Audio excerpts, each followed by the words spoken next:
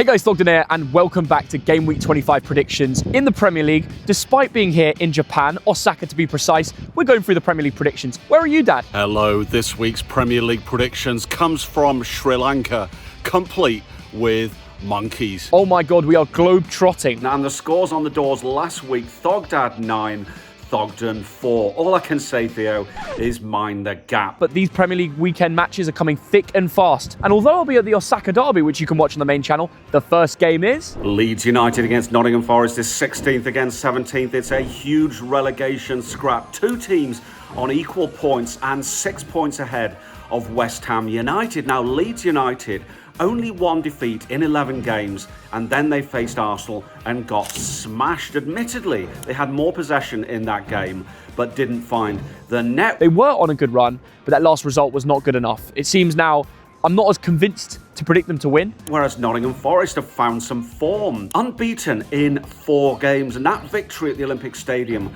proving to be priceless. I'm going to sit on the fence here and say a 1-1 draw. Even Forest, I thought they might get a win last week, and they had a 1-1 draw. So it's a bit confusing. I don't know who to back here, but Ellen Road is an incredible atmosphere, and if DCL clicks into gear, he'll probably score a goal. My score is simply going to be Leeds 1, Forest 0. Manchester United against Tottenham Hotspur is 4th against 14th. Two of the big names of the Premier League facing off at Old Trafford. Now, Man United are the form team of the league. 11 points in the last 5 games. It was Benjamin Šeško late against Fulham to grab the points, and this game has extra significance because it's 68 years since the tragic 1958 Munich air disaster, and there will be a minute's silence quite rightly before this game. Sorry, excuse me, Manchester United or Tottenham?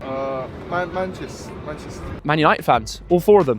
So I guess I have to predict United to beat Tottenham, and with Michael Carrick on a very good run, that's probably the likely score. But Tottenham, they're fighting, and they've got something in them. After that 2-0 Frankfurt away win, I feel like Frank's job is a little bit more safe, and they might kick on and get a result. 4 points in 7 games. It's not looking good, but what a good comeback against Manchester City.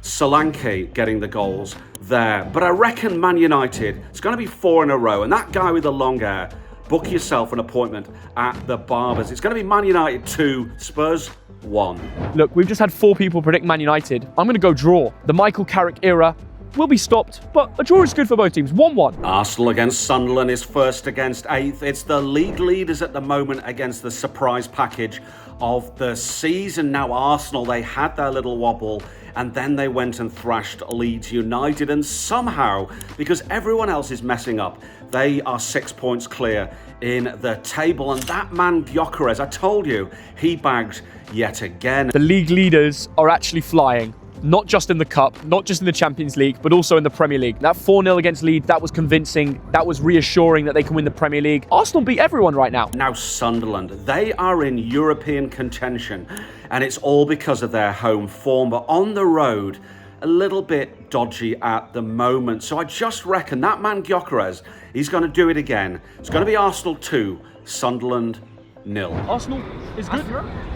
Arsenal is good. Best 2-0. Okay, thank you. 2-0 is a likely outcome. It's one of those games where this is where you need to prove yourself. You have to keep winning games. You have to push yourself on to the Premier League title. And I think they will win. I think that guy's right. And I think 2-0 is a good prediction. But I'll go different. Arsenal 3, Sunderland 0. Bournemouth against Aston Villa is 12th against 3rd. A really intriguing clash down on the south coast. Now Bournemouth, they lost Semenyo, but somehow they're not losing games. They've got 10 points in the last 4 games, and some really good home scalps, including Liverpool and Tottenham Hotspur. Yeah, tough game to predict this because the Cherries are on a roll now. They beat Liverpool at home, they won away at Wolves, and then we speak about Villa. They just lost 1-0 at home. Villa never lose at home. That's just something that never ever happens under Unai Emery. Maybe the tides are turning. They're 3rd in the league, which is brilliant. 6 points clear, I believe, but they've lost 2 of the last 3 games, so a little bit of a wobble going on. Yet, for some reason, I did my notes last night and I wrote down Bournemouth 1, Aston Villa 2. I'm not sure why, but I've got to stick with it. And by the way, I love the sounds of Sri Lanka. What I will say is this will be a very hard game for Villa. They have to travel here, then they've got European football coming up. I don't think it's very easy to beat the Cherries in their own stadium. Very down south as you can be, really. But I'm going to sit on the fence here. Bournemouth 1, Aston Villa 1. Burnley against West Ham United is 19th against 18th. Another huge relegation tussle between the two teams with the worst defensive records in the league. Burnley of Lancashire, what can we say?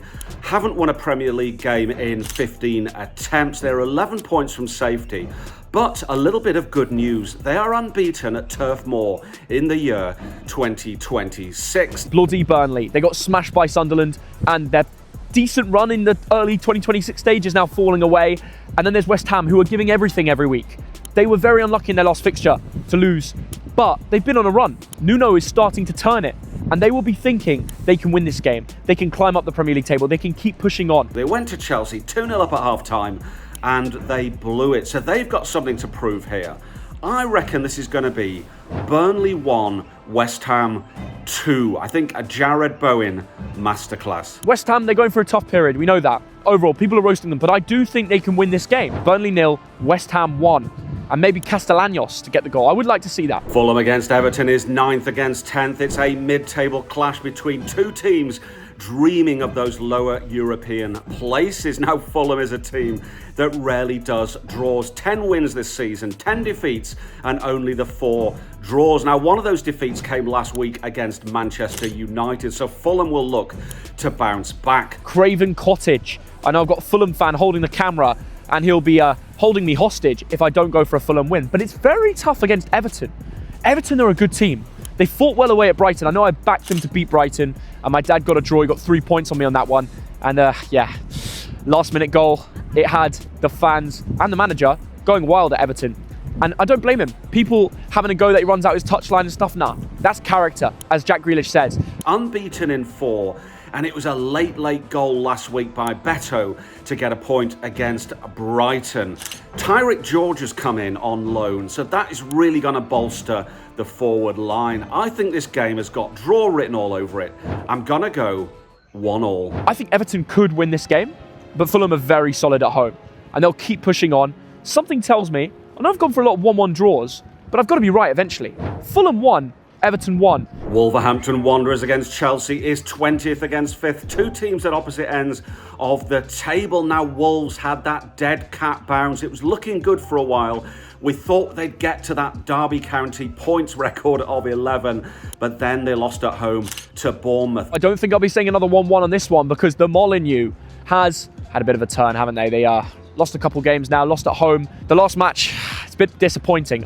Look, they had a late leap of faith, so they don't look as bad as the Derby County record, but they have lost Strand Larsen, their big boy up top. But some would argue that they do better without him, and they gained a lot of money. 48 million British pounds is that's expensive. And they're playing a Chelsea team who've won 3 in a row. Only them and Man United have done that.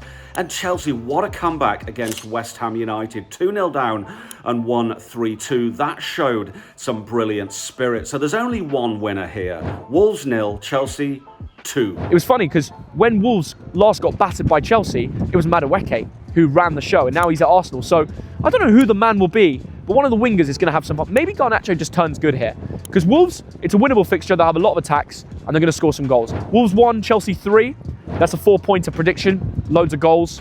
I feel it. Newcastle United against Brentford is 11th against 7th, and it's really tight in the middle of this table.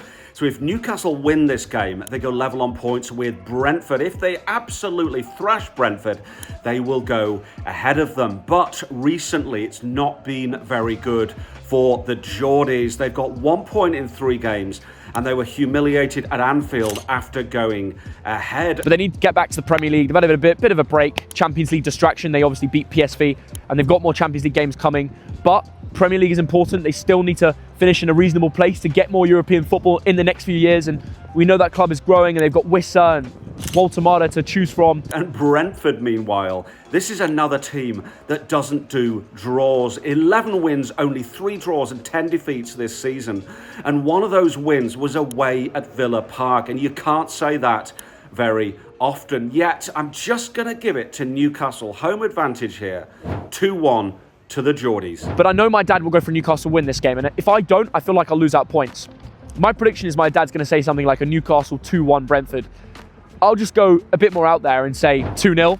It's my final score. Brighton and Hove Albion against Crystal Palace is 13th against 15th. This is the M23 derby, and they hate it when I say that. These are two teams who hate each other for absolutely obscure reasons. Now, Brighton, 10 draws this season, including 3 in the last 4 games, including last week against Everton. They just couldn't hold on there.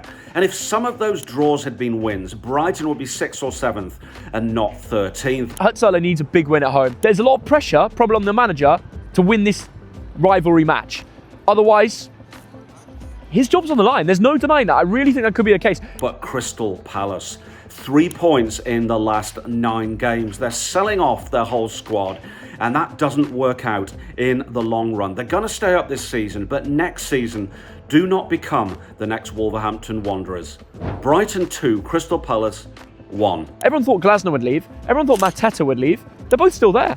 And they've spent 48 million British pounds on a striker. They're going to have to play 4-4-2. Are we going to see some Brexit football from Oliver Glasner? I don't know. I'll go for a 2-2 draw. And last but not least, it's Liverpool against Manchester City, 6th against 2nd. It is the game of the week. Now, Liverpool absolutely smashed Newcastle at home. That was a huge statement of intent.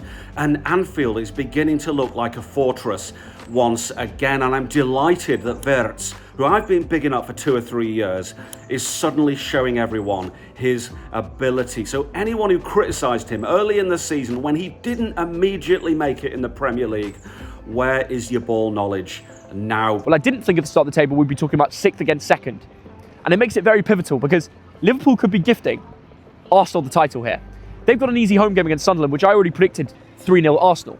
Now Liverpool, with a win, could really help Arsenal. But Manchester City, 1 win in 5 games. They are erratic. There's something missing at the Etihad, a lack of incisiveness or something, despite that £1 billion worth of quality squad. Now, I'm just going to sit on the fence here. I think Liverpool are more likely to win than Man City, but I'm going to go for a 1-1 draw. Now, I know this game can be a draw a lot, but what's surprising is Man City very rarely win at Anfield. But Manchester City, they will want to come back with a message, with belief. And I know they've had some upsets. You know, the Champions League game wasn't great.